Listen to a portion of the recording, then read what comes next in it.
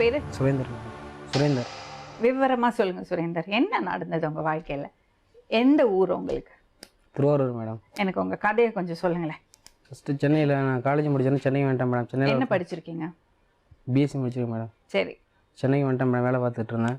அதுக்கப்புறம் ஒரு எக்ஸாமுக்காக போயிருந்தோம். இங்கே எக்ஸாமில் வந்து 2 மார்க்கில் ஃபெயில் ஆகிட்டேன் மேடம். நடந்து வந்துட்டு இருந்தாங்க. நான் வரும்போது லிஃப்ட் கேட்டாங்க.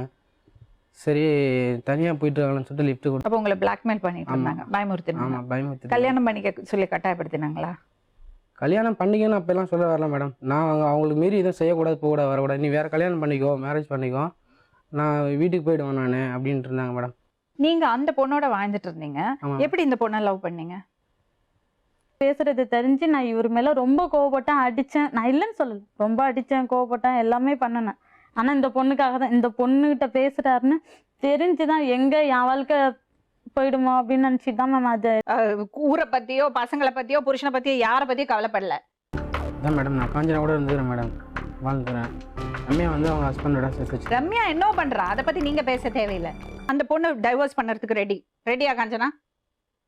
ரெடியா? சுரேந்தர் சொல்லு, யாரோட